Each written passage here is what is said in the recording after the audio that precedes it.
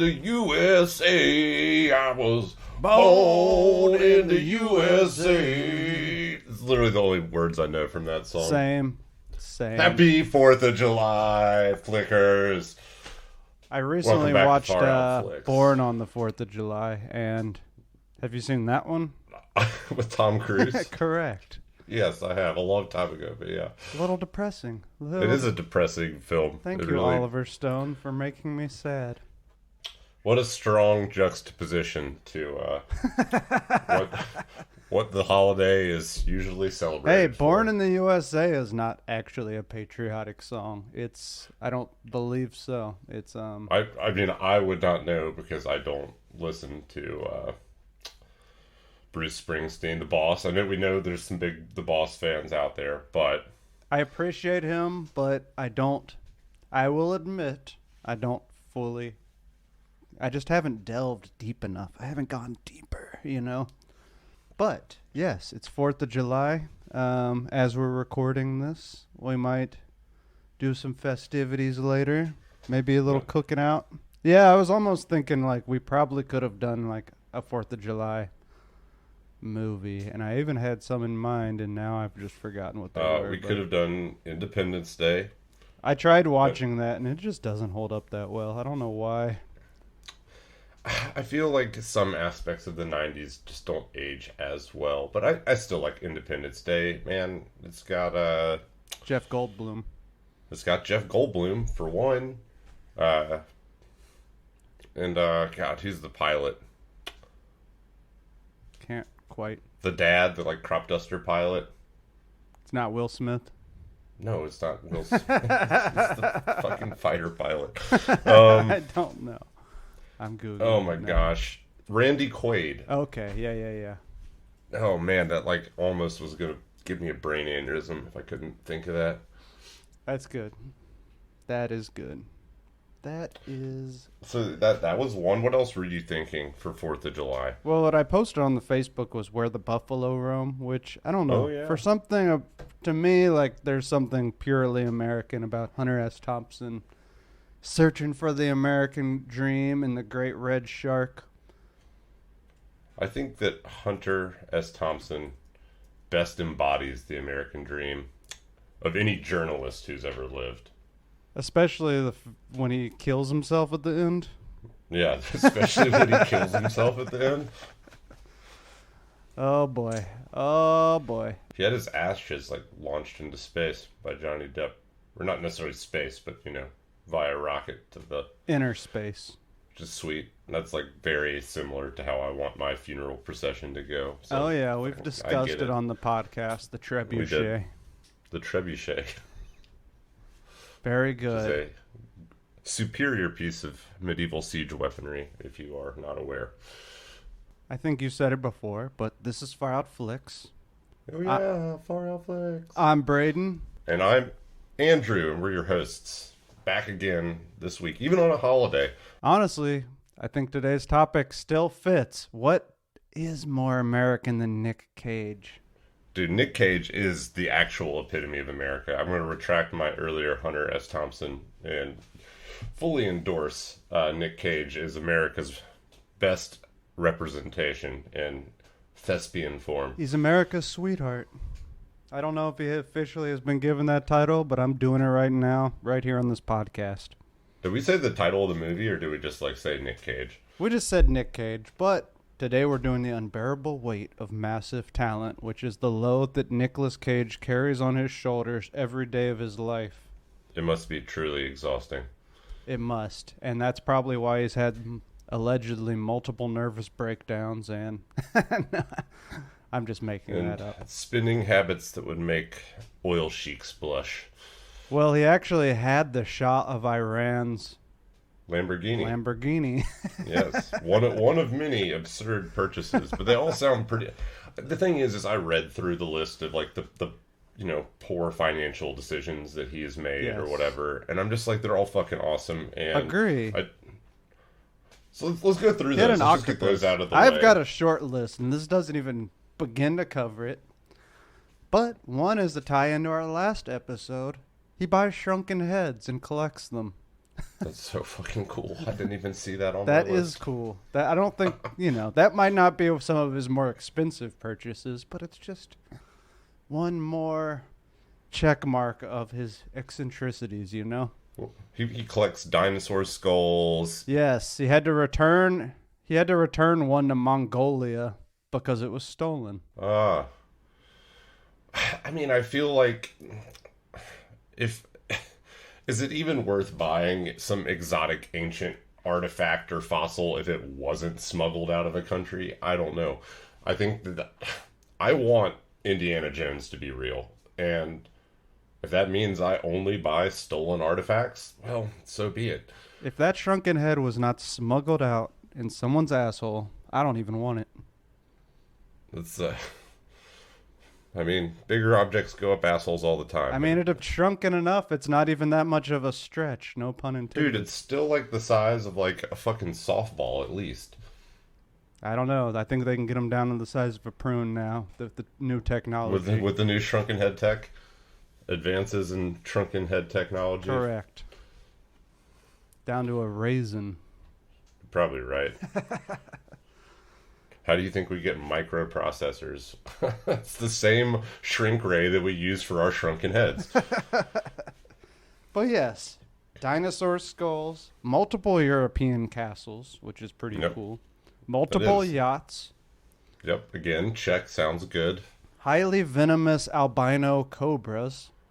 Two of them. Two of them. A pair. He had like a giant octopus at one point.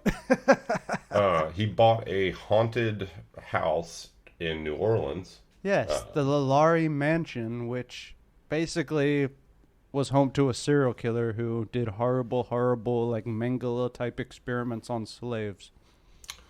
Correct. Really dark history. He claims he didn't know anything about that history, which I'm calling bullshit right now. Yeah, why else would you buy the house? He was doing weird rituals in that house, for sure. Yeah. Also, the back to the earlier proprietor of the house. She is the loose inspiration for whatever character on American Horror Story Coven. I don't know. American Horror Story sucks. I was never as into that as everyone else was. I was like, I'd rather it's just not my. There were a few good episodes here and there. It just wasn't my thing. I thought the first season was fun. The second season was fun. It got panned critically. The third season, they lost me a little bit with Stevie Nicks there. It just didn't really feel like it was really horror anymore. And then from that point on, they made it into a fucking musical for season 4 or whatever. That was when I kind of liked it though. They were performing David Bowie songs. I was like, okay, interesting choices. I tried so hard. Clearly I've seen a lot of them. I tried so hard to just like it, but is it so much that I just want a true blue horror TV show? And we've gotten some. We have. Don't get me wrong. Castle Rock in recent memories, The Outsiders, which are both Stephen King related. The Terror. Yeah. Fair. There have been good ones, but I just always felt like they started so strong with season 1 of American Horror Story. It was gritty and creepy and, all BDSM bondage demon-y, and that was kind of cool. People just wanted to like it more than I think they actually even did like it. They just wanted to have something to talk about on social media. I think they also just the producers were we need to bring more star power in. How do we do this? And they got some musicians on board who didn't have a huge film presence. And they were let's do more musicals. But I don't know. That's totally speculation, not fact-based at all. And it's still a good show. But whatever. I don't like it as much. I'm not going to call it a good show. You're right. It's just every woman I've ever dated loves it. So, it's something to watch come October. I get it. It's something that just you can have on in the background. You're right. I will look for actual haunted things to buy on eBay while they watch Lady Gaga sing. The season she was in was actually pretty fucked up. There was a pretty graphic dildo, and by dildo I mean a strap-on dildo that is a drill, what you would imagine a big machine would have on the front of it to tunnel into the side of a mountain or whatever. That would be your favorite part. That was pretty fucking gnarly. I will actually give them props there. That was a bold and horrifying decision. That was bold. It's a gnarly way to kill somebody. That's all I'm saying. Agree. Power drills in general. Ugh. But back to Nicolas Cage. Yeah, getting way back. He also, while we're on New Orleans, he bought this like crazy pyramid tombstone, which looks like some Illuminati shit for sure. That definitely does. And I mean, I think we've talked about it before, but he's famously the nephew of Francis Ford Coppola. He's kind of like a film dynasty, essentially, at this point. If we didn't mention it in our Apocalypse Now episode, we fucked up big time. No, we but 100% I'm like 99% sure we did. We 100% have mentioned it. Yeah. And this is the second Nicolas Cage film we've done. The first one being adaptation. Many, many, many more to come. I mean, especially kind of like getting into his filmography this week. Holy shit, he's in some good movies. So he's obviously done a bunch of, kind of big budget blockbuster films. Again, like you can't spend $150 million if you don't make $150 million or whatever the alleged sum is. But he obviously enjoyed great success with, let's see, Face Off, Ghost Rider, National Treasures, the entire series. God, what else? Lord of War. Leaving Las Vegas, Moonstruck, Raising Arizona. The list goes on. Many of which are critically acclaimed. Yes. The Rock, Con Air, fuck. Yeah, I mean, I would say the list goes on. The Rock, Con Air, National Treasure, those might have been like, he made his money off National Treasure. It was that Disney money. But the latter half of his career, he's really leaned into a lot of very interesting roles, some offbeat roles, some roles that he probably didn't necessarily want to take, but he did. Had to pay off those debts. Like, I loved The Color Purple, but like, I wonder... You mean The Color Out of... Maybe he was super excited about that film. The Color Out of Space? Color Out of Space, The Color Out of Purple. No, you said The Color Purple, which is very different. Very, very different work. Very different. Oh my god. Yeah, not The Color Purple. We're not doing that. That's very depressing. Very different. Yeah. Some fun Nick Cage facts. Man, he is a character in real life. He's one of the funnest actors I can think of. He's kind of out of his freaking mind, which is why everyone loves him so much. But I do have a list of fun Nick Cage stories that I'm going to read to you now. Please. He has some of the stranger stalker stories I've ever heard. One day he woke up at 2 a.m. and there was a naked man eating a fudgesicle at the foot of the bed. That is horrifying. That is horrifying. That's like a man's going to die that night. Horrifying. Yep. Or at least get kicked in the face. It's almost like I don't know if I would... What's worse? Just a man standing at the end of the bed doing nothing but staring at you? Or a man standing at the end of the bed eating a fudgesicle? He wasn't entirely nude. He was wearing a leather jacket. I don't know. I feel like the fudgesicle, it immediately kind of makes it less threatening. Maybe, but it makes it more sexual, right? True, but also more... Any frozen treat that you suck on is more sexual That's than fair. just That is standing fair. there. That's fair. Again... I don't know. That's a good question. That's a valid question. I think now that I think about it, fudgesicle is preferred. I'm going fudgesicle. There's a childlike innocence. You feel a little bit less like you're going to get murdered. And if he's going to do anything, he's just going to suck your dick. And that's, better than being murdered. I mean, he could, like toy box fucking killer you and just turn into his living condom. But, that would be uncomfortable, to say the least. It would be. He was also stalked by a mime. I got a good quote from him. I was being stalked by a mime, silent but maybe deadly. Well, I love that line. yeah. Way to turn a really creepy situation into a fun silent but quip. maybe deadly. Somehow this mime would appear on the set of Bringing Out the Dead and start doing strange things. I have no idea how it got past security. Oh boy. That is disturbing. I don't care for clowns or mimes or any of the painted performers, jesters, the list goes on. I don't care for them. They unnerve me a little bit. Do you think they're creepy because of John Wayne Gacy, or do you think John Wayne Gacy was attracted to them because they were already inherently creepy? I personally have found them creepy prior to knowing about John Wayne Gacy. Sure, there's something just primal and I think it's about them. The uncanny valley. There's if you chart humans' emotional responses to things that look like humans on a spectrum from a fucking stick figurine of a person to let's say an extremely realistic sex doll or a fucking animatronic thing or whatever, something that effectively almost could pass. Hypothetically, we'll call it an android, right? Sure. A very convincing android.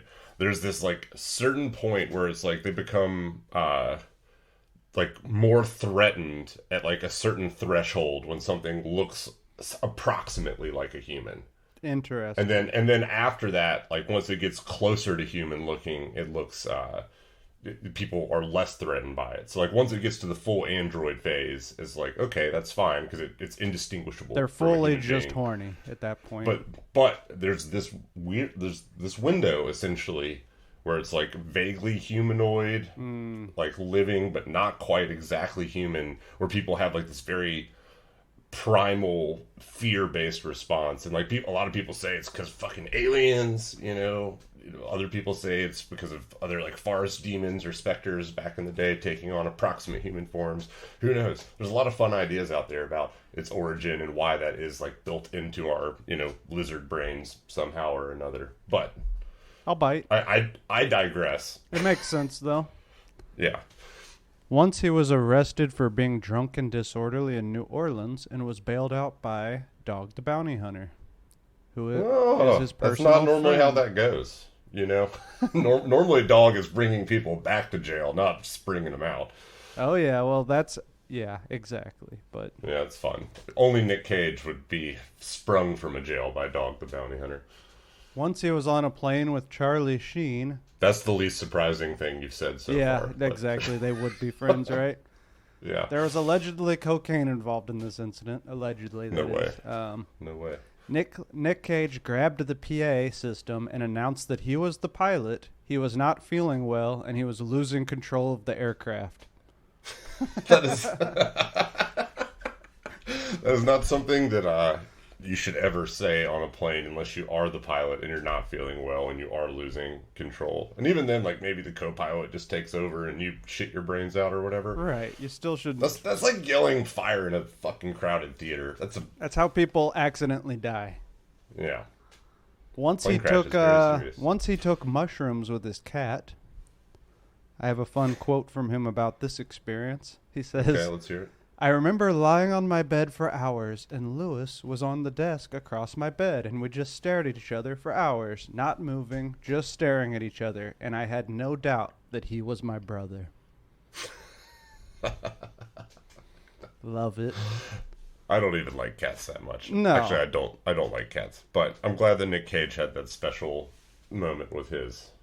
I had a similar experience. I mean, was the cat on mushrooms? I thought that was implied, but now I'm questioning everything. As you should. Question everything all the time. Exactly.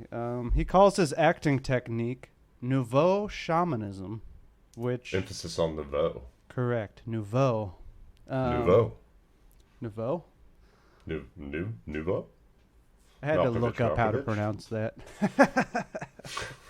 But yeah, It's fine. apparently, and I mean, this actually is kind of interesting from an anthropological perspective, but he read in some book, the argument was made that shamans used to act out the society's problems or the tribe's issues, and basically they were the actors of like prehistory times.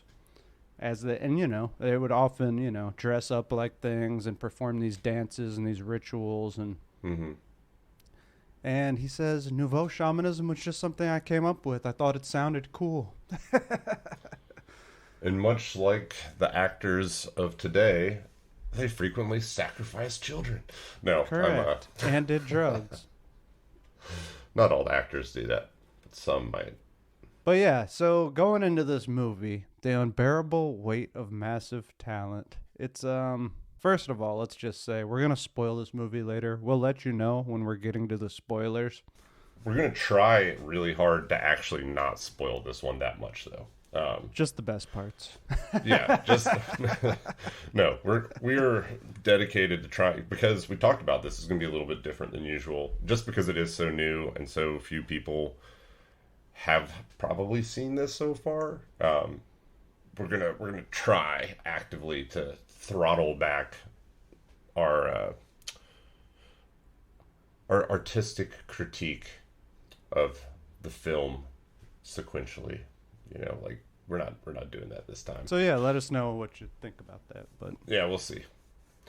But yeah, he plays a fictional version of himself, which he claims bears little resemblance to his real personality in real life. So the film was co-written by Tom Gormican and Kevin Etten, which these guys have not done a whole lot. Pretty much nothing. Like TV shows and stuff. Dude, like a TV show. And they had written this script essentially just because it was the movie they wanted to see. And they kind of had interest in the script, but they had not secured Cage as the star. And the whole movie was about Nicolas Cage. So the studio, and like they kind of kept approaching him. He turned it down 3 or 4 times, is what he says. But he changed his mind when Tom Gormican actually wrote him a personal letter, just kind of expressing his fandom and begging him essentially. I guess like before we go too far into it, when I was watching this last night, I was trying to think like what other films this could be compared to, what like other films have any kind of similarities to it, and I also want to say like this movie had everything I wanted in it, so good job, objective achieved. Nailed Tom it. Gormican. I mean, I think when you create a piece of art for yourself and your friends, that's the move, That's the best art. That's the best art. But in thinking about films that I thought had some similarities to this, there were 2 films that came to mind, and I love both of these films. The first, and more loosely so, was Tropic Thunder. Okay, interesting. Yeah.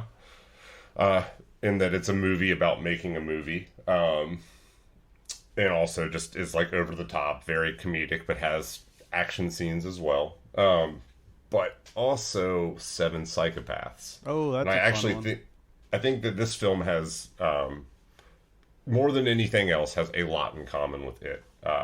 Ultimately very different films, but it's got a very similar meta thing kind of going on. Like they're writing in 7 Psychopaths. If you haven't seen it, it came out like a decade ago.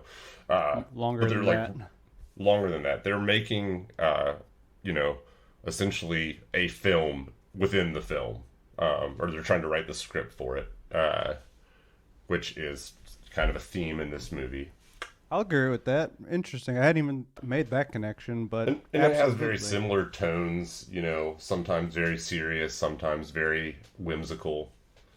Tone swings. In my mind, you missed the most obvious one, though, which is adaptation, which is also an entire meditation on the filmmaking process, which stars Nick Cage, not as a fictionalized version of himself. He's a fictionalized version of Charlie Kaufman, but there's 2 of him, and the whole thing is very meta in the regards that they're making a movie. Indeed, you're right. That is actually a super obvious choice. And we did that movie, so I should have probably jumped to that one. Check that one out if you haven't listened to the episode. Yeah, it's season 1. Oh, it makes us feel so old and accomplished that we can reference back 3 seasons. Small spoiler alert. Nick Cage, He essentially has two versions of himself in this film, which there's two versions. He also plays two versions of himself in that film. So, I mean, there's a lot of comparisons there. I would say the tone is wildly different. I would too, but that movie also kind of has a little bit of everything for everybody, right? It's got like action and adventure. It's got tender, dramatic moments. What is it about Nick Cage that just makes him such like a fan favorite? Like, he's done some bad movies, right? Like, there's some movies of his that were major flops critically and commercially. I like a lot of them. It's his. I think it's people love him. It is Love his Nick Cage. off-screen persona is part of it. He is a wild man, totally and utterly insane. But also, it's his acting style. I think it is a popular opinion that he has developed his own acting style that is somewhere in between realism and expressionism.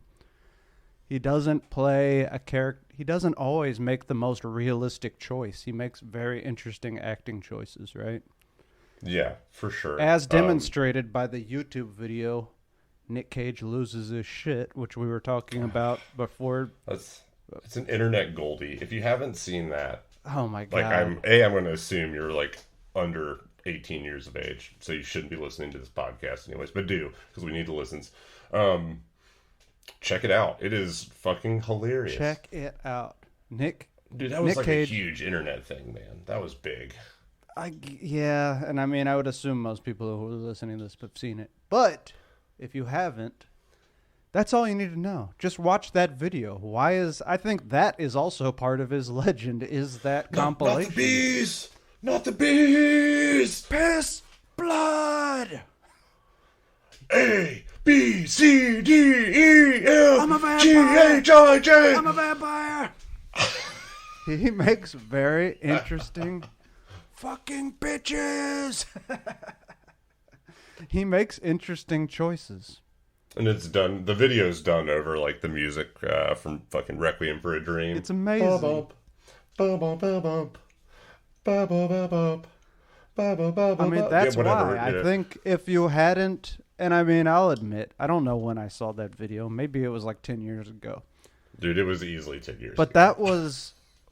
that was probably a big part of the dawning on me of like, wow, this guy does have a unique style. Let's just put it this way. I've been a Nick Cage fan for a long time. The Rock, Con Air, all those films, Raising Arizona.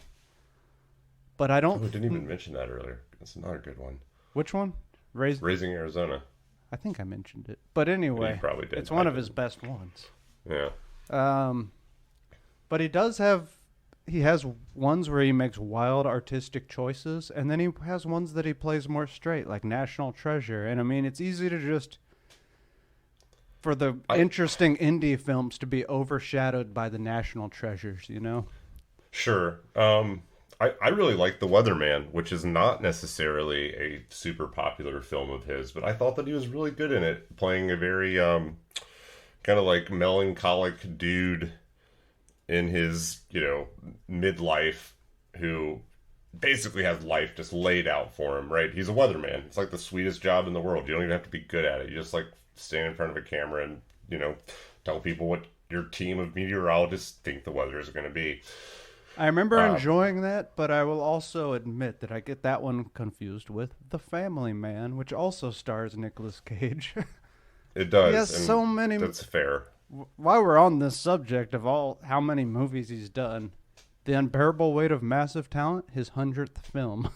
Ooh, that's fun. Which is insane. That is an insane output of work. It is. But some of those, at least like The Croods 2, which is referenced in this movie, was voice acting. So do we count that? If you just have to go and like lay down some lines. He was in the movie. 100th film. 100th film. Not to diminish voice acting. We love voice actors, but I mean, it's like way less time commitment to get a project done doing voice acting than it is to like be on set and film a full movie. Well, I have a feeling that there was a good chunk of those 100 films that he just did actually phone in and what was the recent one? It was a horror movie, Mandy? where it was like Five Nights at Freddy's, basically, but which is, for if you don't know that, it's a video game, like a phone game, where you try to survive staying in basically like a possessed Chuck E. Cheese's with the Oh, what was animatronic that dolls movie hunting you. called where he fights the animatronics? Willy's Wonderland. Willy's Wonderland. Yeah. So yeah, you got your alliteration there. Five Nights at Freddy's, Willy's I Wonderland. think that But also adds to his like legend is that he's doing all these independent films now. Pig, Willy's Wonderland, Pig was Mandy. really good. Pig was great.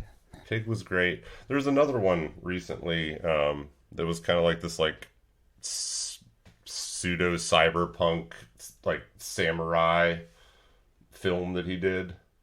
Something like Ghostlands. I don't know. I was very sleepy when I watched that one. Fair enough. Very sleepy. I really enjoyed Kick-Ass. There's so many good ones. Kick-Ass is fun too. Shit. But we've been like sucking Nick Cage's dick for Dude, 30 I will minutes suck almost. Nick Cage's dick all day long like a fudgesicle. Like a fudgesicle. But to talk about some other talent that's in this film, Pedro Pascal. You know, I love Pedro. I love The Mandalorian. He is the Mandalorian, right? Yes, he is Mando. And he's also the guy who gets his eyeballs squished out by the mountain in Game of Thrones. This is true. He does have not just his eyeballs. I think the implication is that he popped the entire head like a cherry tomato. Fun. It was a brutal death, and everybody liked him because he was suave and he was lethal and badass. And he did almost kill the mountain, but then he got cocky. Hubris, pride cometh before the fall. I think I was rooting for the mountain. Maybe that's unpopular, but I mean, I was too, because I just want to see like giant lurchmen destroy their opponents. But yeah, he was a little too cocky. I wanted to see him get knocked down a size or two. yep, that's exactly what for killed him, everyone. and it was beautiful little twist there. It was. Man, there were so many people upset by that death, though. He's great. You got Tiffany Haddish in this. So she's quite good, even though it's a minor role. I mean, she's got a good bit of lines. She does. She does. The director, David Gordon Green's in this. Neil Patrick Harris Neil Patrick Harris.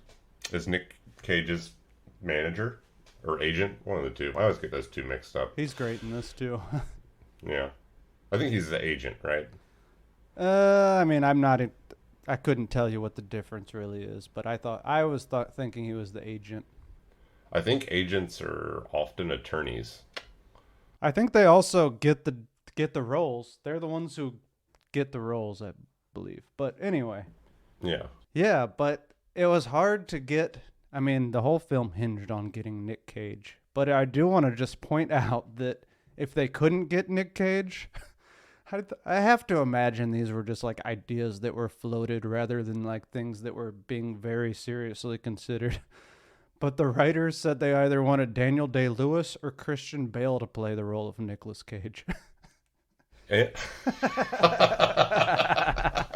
Which is amazing to think about. And apparently when Nicolas Cage read the script, he thought the most interesting character was Javi, played by Pedro Pascal, and he wanted to play Javi in the film, which also would have been a very bizarre and interesting choice. That probably would have been amazing. That would have been fun. That would have been so much fun. And I think Javi is an extremely interesting character.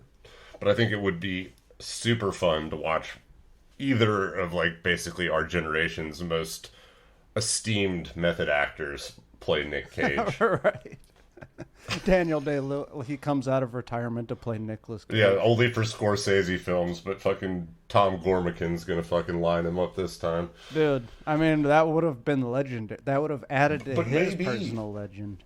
Maybe now. I mean, this film has got... I mean, it didn't do great in the box office, but again, it was going up against some heavy hitters, and like, you know, the movie theater industry is still bouncing back. Episodely reminder, go watch a movie in the theaters. keep it alive. I want my kids to be able to watch movies. I don't want us all just to watch shit at home on Netflix. Well, my theory about it is it's the only place where you can go and watch a movie without all the constant distractions, the notifications on the phone. We live in this world where we're just constantly being hit with all this stimuli, and our It's attention also a spans are place so where you short. can go and sit beside strangers who are fingering one another. So, Nice. that's the other flip side of the coin, though. But I do want theaters. I mean, like a well-policed theater is nice, right? Like you go to your Alamo Draft House, and like, they don't tolerate any kind of tomfoolery there. No cell phones, no talking, no jerking your fucking partner off, Or yourself off while you watch Nick Cage. That's like almost worse, right? Oh, that's definitely pulling a Pee Wee Herman. Yeah, that's during a Nick Cage film. During a Nick Cage film, that would add a layer to it. That would add a whole layer to it. Whole layer. So Pedro Pascal is excellent. I really have just enjoyed everything he's done, and I think he did a terrific job in this film. So there's my little accolades for him. Getting into a little bit of spoilers here. Let's just go ahead and say it. Yeah, it's Nick Cage. There's two versions of Nick Cage, and I believe one is Nick Cage, and then one's Nicky Coppola, who I believe represents basically his ego, or it could be considered his alter ego. Or his super ego. Or his super ego, but he has conversations with himself sometimes. A little bit like Birdman almost, but basically it's the younger, more confident, successful version of himself. Yeah, it's Nicky Cage when he was lining up, $10 million movie deals regularly versus, a very loved and cherished older Nick Cage who, had to pay the IRS like $7 million in back taxes. Allegedly. Spent a giant fortune. Yes, and so apparently the younger version of himself, well, first off, I'll say they used the de-aging technology they used in The Irishman. Have you seen The Irishman yet? I have not, but I have heard about it. I like it. It's Joe Pesci, Robert De Niro, and Al Pacino. Yeah, they just got like a mobster, the who's good who old of, boys reunion. The who's who of mob movies, Yeah. And Al Pacino plays Jimmy Hoffa. It's pretty good. Oh gosh, how am I forgetting his name? He just passed away. What is that guy's name? I mean, he was only in the one, though, right? I mean, Ray Liotta. And no, Ray was in some other shit, too. I mean... It was Ray Liotta, but I do love Ray Liotta. I love him, too, but I was very sad to hear that he passed. I was sad to hear he passed, of course, but, like, they were putting... I mean, and Goodfellas is considered one of the best films ever, probably, by many, many people.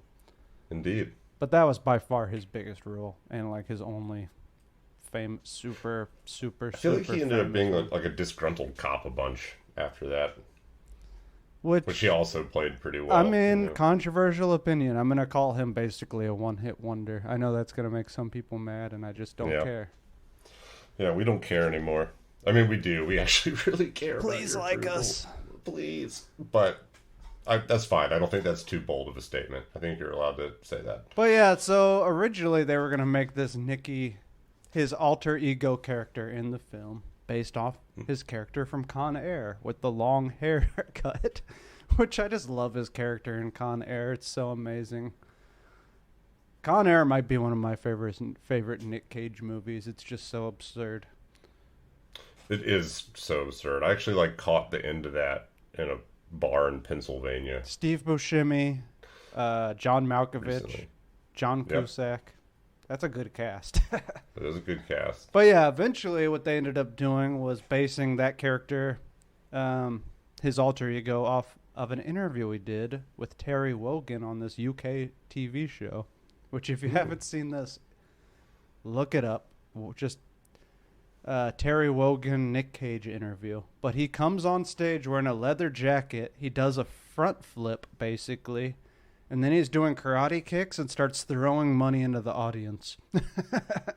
And he's like completely manic and out of control. That would have been really fun to be a member of that audience. I love it when people Absolutely. make it rain. And Make at that it rain. in that appearance, he was promoting the 1990 David Lynch film Wild at Heart, which I love. Wild at Heart. I would like to do that on the podcast one day. Put it in the Apple Notes. We'll do it. We'll do it. Wild at Heart. Have you seen that one? Fuck, it's good. It's got Willem Dafoe, Laura Dern. That's a good one. That's like a less talked about David Lynch masterpiece, in my opinion. It needs. We'll have to. We need to bring it into the limelight a little bit with our platform. Squeeze it on in. Throw David Lynch a little bone with our massive platform. He literally was like our third episode. That's true. But we can throw him. We love David Lynch. I rewatch Twin Peaks like once every other year. You know. I am ashamed to admit that I have not finished Twin Peaks: The Return. Did you watch Twin Peaks: The Return? I did actually when I was still in South Carolina. I lost I just don't have that streaming platform, Showtime or whatever. I think I bought it, dude. So. Oh, no shit. I was enjoying it. I was really enjoying it. And they didn't bring back the little guy. I forget what his name is. Gosh, what's his name? He's also in Carnival. He did accuse he did accuse David Lynch of raping his daughter. Yes, he was on some weird unsubstantiated. Stuff. Unsubstantiated. And also, and the reason he made those accusations is because he wanted more money than David Lynch was willing to give him. And in the ultimate insult, they replaced him with like a little twiggy Charlie Brown tree. David Lynch literally said, "I will replace you with a talking tree," and he did. And he did. It wasn't even like a expensive tree. It wasn't. Charlie Brown tree. It looked like a branch you could find in your yard. Yeah, it wasn't an ant, right? Like it wasn't talking or moving or anything. It was just like a fucking tree in a pot. So. Just, just remember that when you're asking your boss for a raise. He might replace you with a tree. That's just some wild accusations. Wild. Is that a wild accusation? I thought that was like established fact. No, I'm talking about the accusation that David Lynch raped his daughter. Like, oh yeah, that is a wild accusation. Who throws that out with that totally without evidence or facts? That would totally change my perception of David Lynch. If we found out he was Bill Cosby and his own daughter. Just a reminder, Bill Cosby is out amongst the free enjoying this 4th of July. So don't take drinks from strangers. Yeah. Keep your thumb over the beer bottle hole. Dude, he had like a bit at one point where he talked about putting like Spanish fly in women's drinks, like back in like the 60s or whatever. How poorly that has aged. I consider him to be like the creepiest. Who would you rather have try to rape you, Harvey Weinstein or Bill Cosby? I'm gonna go Harvey Weinstein. I feel like Bill Cosby is more villainous. You said try, so I'm allowed to fight back. Oh yeah, you're allowed to fight back. You could just kick. I'm gonna pick egg-shaped penis. I don't know. They're both such like fat old sacks of shit that I think I could probably fight both of them back at the same time. I guess I'm going to pick Harvey Weinstein because I just want to see with my own two eyes his egg-shaped dick. And I'm just going to assume in this scenario he's already out. You know, like his dick is out. Right. So I guess Weinstein. But who do I think I would beat in a fight easier? Well, the problem with Bill Cosby is you might be unconscious. You know what I'm saying? It's true. If you're just knees buckle out. He might get you. I'm smarter than that. I don't take drinks from rapists. I take drinks from people all the time. If you knew they were a serial rapist, would you take a drink from them? Unlikely, but It's like if a guy in the back of the van tries to put a cloth in your face, are you going to take a deep breath? Like, of course you are. You're going into the spaceship. You're going to go into the fucking spaceship when they touch down. Heck yeah, man. Got to find out what happens. They're going to turn you into a living condom. The aliens are. Travis Walton me. Do it. Please. Well, he got like sucked off. Exactly. So it's like the inverse. Eat that fudgesicle. This is so far off the rails, dude. Oh my god. Whoo. Bringing it back. Where did we like get off? Pedro Pascal? Or are we talking about Pedro Pascal? I don't even know anymore. This is like almost bonus episode material, but it's not. We're releasing it. Take it or leave it. We're recording this on a holiday, guys. Again, I've been drinking all weekend long. There you go. Nobody promised my brain would be razor sharp today. In this film, I mean, the film is interesting because it just keeps snapping back into these various Nick Cage action tropes, essentially. Tom Gormican even said he wanted the film to have bits and pieces of all the different Nick Cage genres, which there are Nick Cage genres, There are like specifically Nick Cage genres. I mean, it really is like an amalgamation of like all of the Nick Cage hits, in my opinion. Everything he's ever done. Yeah. And there's Easter eggs throughout the whole movie referencing all of his different films, which if you're a Nick Cage fanatic, which I haven't seen all of 100 of his films by no means, but I would say I've seen probably 25 of them, the big ones. Yeah, I'd say probably more than that, but at least 25, at least. I caught many, many of the references. Do you have a list of any of them that we can do without spoiling things too much? I mean, at one point he jumps in the pool with a beer and he's drinking a beer on the bottom of the pool, leaving Las Vegas. At one point he pulls out the 2 golden guns from Face Off. There's multiple Face Off references, but he has the golden guns of Castor Troy. That's pretty funny. Minor spoiler, there is a life-size wax sculpture of Nick Cage holding the 2 guns from Face Off, which Nick Cage describes as grotesque when he sees it. But he is also in a certain state of mind. And then he says, "How much should you pay for that?" And he goes, and Javi goes, $6,000. He says, "I'll give you $20,000 right now." That's fun. The film does allude, we say it's not, the character's not Nick Cage or his actual self, questionable, but the film does allude to his spending habits and sort of money troubles. And even his family, personal troubles, which I think were one of the reasons he was reluctant to do the film. Yeah, the film largely is about him kind of finding a way to not be an asshole to his family. Right. Kind of. I mean, that's like the subplot, right? Like, that's like the subplot. Yeah, and the general gist of this is, the film, the premise is that Nick Cage is brought out to Europe, to Spain? Yes, Spain, right? Spain. A Spanish island for a rich benefactor who essentially wants to, to court Nick Cage to get him to act in his movie. Yeah, a billionaire, playboy who, at first we hear that he's big in like the olive industry or whatever. Which is so funny because Nick Cage is talking to his manager, Neil Patrick Harris, who assures him he doesn't want you to suck his dick or fuck his wife. Or watch him fuck his wife. Fuck his wife, yeah.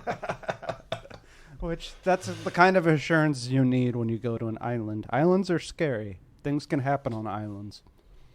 But really, what has happened is this billionaire playboy, Javi, played by Pedro Pascal, has written... He is obsessed with Nick Cage. He loves Nick Cage. He's Nick Cage's biggest and wealthiest fan. And he's written a screenplay that he would like Nick Cage to star in. And... Nick Cage is so reluctant to go out to this thing at first. He's been offered $1 million to come out for like a birthday party weekend or whatever. And he doesn't want to do it. He's down on his luck, having money problems, having family problems, having middle-aged self-esteem problems, talking to a fucking computer-rendered younger version of himself. But he goes out there and just like immediately the two of them just hit it off. They're like instant best friends. It's like, what Seth Rogen and, what's his fucking name?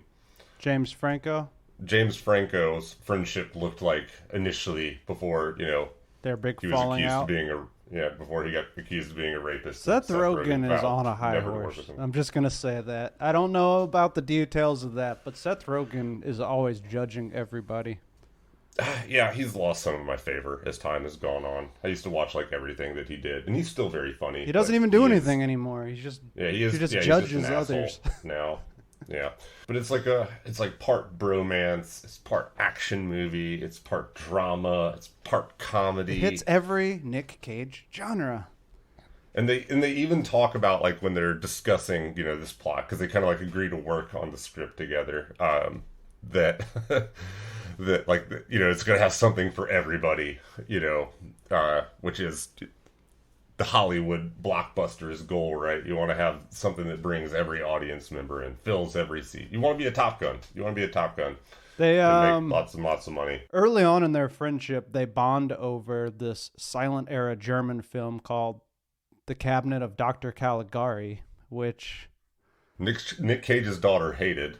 Right. Because that's something they tried to like watch together, and she hated it. Which he judged. He lost all respect for her in that moment, which... Because he loves that movie. I consistently worry that when I have children, there's gonna be a lot of "damn it, Bobby" moments. I was dating a girl once, and we watched The Shining together, and she's like, "I just don't get it. I don't even think it's even a little scary," and it ruined the relationship.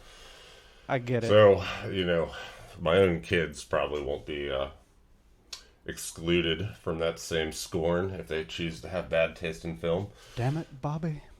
Damn it, Bobby. But that film, Cabinet of Dr. Caligari, Roger Ebert basically said he considers it to be the first true horror film ever made. Indeed. I don't always agree with Robert Ebert, Dr. Ebert. That makes him sound evil. It does. It actually does. I've talked about it on the podcast before. He's a very esteemed movie critic. I actually have found a lot of his reviews to be spot on, and he is like the guy, or was, rest in peace. He's not a fan of the schlock. You're a schlock guy. I'm a schlock guy, and he's not into schlock. And I just think perfect example, right? And this is like what has always stuck with me, is that like, and this is not schlock, but when the Pokemon movie came out in like 1999 or whatever, like he gave it a horrible review, and he just like didn't get it. It was like grumpy old man fucking, I don't understand this. And it went on to be like an absurd commercial success, mostly just because of the popularity of the trading cards and video game, and just because kids fucking love Pikachu. And it always rubbed my ass wrong from a young age that he hated that movie.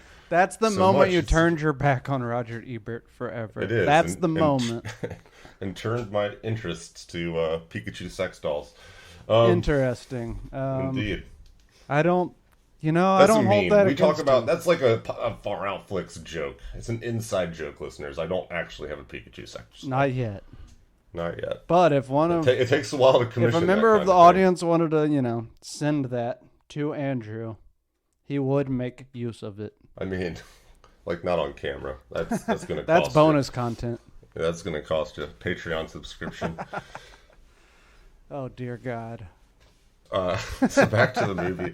This is like the totally unhinged episode. It happens. But yeah, some of the conversations he has with himself, the younger, more handsome, confident version of himself are the best parts of the movie. I don't think this spoils anything. It's just a funny line. The younger one is like, it's like Miles Davis told me one time, sometimes it's the notes you don't play. And he's just like, Miles Davis was a heroin addict. But he does go on to add the note that he was a grand maestro. But yes, he does. He does shoot down young Nicky Cage's little Miles Davis quote. Some of the references are so subtle. They don't even like spell it out. It'll just be like the way he says something is like one of his famous lines. At one point he's like, "You can't just send me on a wild goose chase." And it's just like, God, it's such like a deep cut kind of. I mean, if you've seen the Nick Cage loses his shit, you get it. But man, they even do a Not the Bees referenced in this movie. Yes, which apparently was improvised by Nick Cage, which is pretty fun. Several of the best parts were improvised by Nick Cage. I don't want to spoil like the best one, so I'm not gonna say it. Like, do we stop now, like, and not spoil anything else? I mean, one time, I think, like we said we were gonna do. I think that's probably a good plan because I do want people to watch this movie, and I mean, I will say this: you probably will not enjoy this film as much unless you're a big Nick Cage fan. I disagree. I think it's got something for everybody. I think they achieve that goal. It does, but a lot of it I feel like is about the Easter. It's about, I don't know. Maybe you're right. Maybe you're right. I don't want to speak for anyone else. It's got the magic, as I was saying earlier, that Seven Psychopaths has, where, like, you know, this is a far out flick that I would watch with my mom, and I think that she would even enjoy it, even though she's probably not the biggest Nick Cage fan. I think she would just think it's funny, because it is. It's just, even without, I mean, the Nick Cage, like, fandom is a huge part of the film, but, like, a lot of the comedy holds its own with or without it. Even though Nick Cage is the special sauce, he is what brings it home. I think it was just genuinely a well-written, funny film. It is, and well acted. I mean, Pedro Pascal, I have a whole new appreciation for him now. I've been a fan really since, as we talked about earlier, Game of Thrones, and The Mandalorian is great, but I think that he's someone to watch. He took it to a whole new level in this. And I mean, how much dialogue? Well, The Mandalorian is a pretty straight performance in the sense of... Yeah, just wear a mask. Right, and speak with a monotone voice. Yeah, I mean, he takes the mask off eventually. Oh, god damn it, that's a spoiler. Well, whatever. Whatever, who cares? Yeah. Everyone's seen that anyway. You're right. There is one other... the last person to watch it. One other small spoiler that's just fun. They take LSD together, and then they, like, start thinking they're in all the movies. But when Pedro Pascal, he says, "Use me as a human stool. Do it." It's just so absurd. Nick Cage tries to, like, one arm pull him up a wall. He's like, "You're heavier than I thought. Leave me to die. Let me go." Pedro Pascal's like, "I have a big head. I have a very big head." And when they think the guys are,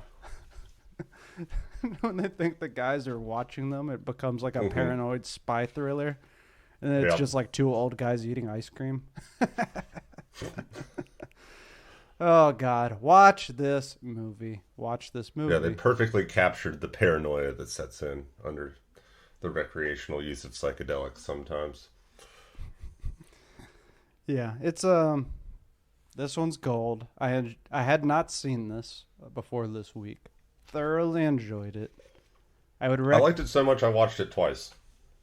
That's dedication. I watched it last night, and then I woke up this morning and watched it again. That is dedication. It is. That's the kind of guts we have here at Far Out Flicks. I think it's crazy that Nick Cage didn't want to do this film originally, because I think it just ties, I think he's going to do a lot more films, first of all. But it just ties his whole career together so nicely. There's only one Nick Cage. He is a whole meme of himself at this point. He's a living meme. He is a living meme, which I think he I get the impression he struggles with that a little bit, but at least he also has a sense of humor about it and doesn't take himself so seriously that he can't make a joke of himself, which I respect. You gotta have fun with it. Have fun with it. Don't take it's kind of unusual because I think in Hollywood, these people tend to have massive egos, especially when they've been in these giant Hollywood blockbusters. And yeah, I don't know how you don't, you know. How would you not, right? You know how you don't? You spend your off time fucking making shoes like Daniel Day-Lewis does. Or you take mushrooms with your cat. Or you take mushrooms with your cat. And break down that ego. Many ways to cross that Watch fridge. your ego dissolve before your eyes and then start talking to a younger, more handsome, successful version of yourself. You do more than talk. Ayo. We're not going to spoil it, folks. Yeah. God, I want to, but no, you're right. We'll leave you with that one. It's one of the best moments. Also, that moment was totally, for anyone who has seen it, that was Nick Cage's idea, which is brilliant. It is. Brilliant. He's the master. Well, The master of disaster. that's the unbearable weight of massive talent. That was a fun one. Anytime we do a film we haven't seen, it's like rolling the dice a little bit. I mean, I don't know if is that the first one that neither of us had seen that we committed to? No, we recently did Crimes of the Future. Oh, there you go. That's true. Yeah, that was a fun in person with a guest host episode. 100%. You should check that one out if you haven't heard it. Big Matty in. And there's at least one other one. I'm trying to think. It's a gamble. You roll the dice, but you're I think locked the other in. one wasn't as good. You're committed at Crimes that of the point. Future was weird. That paid off, though. And so did this one. All right, Flickers. Well, that was the unbearable weight of massive talent. Wow! Holy crap. That was good. Nick fucking Cage. Personal hero. Well, that's it, guys. See you next week. We got some more fun episodes coming your way. We got a bonus content episode coming in the very near future. Our first ever inaugural bonus content episode. We're just going to do a bonus content episode every day, and it's just going to be me alone with my thoughts. Alone with my Pikachu doll. Alone with... Again, that's more of a live stream kind of pay model there. But, Oh, all right, that's it, guys. all right. Check you next time. Thank you. Bye.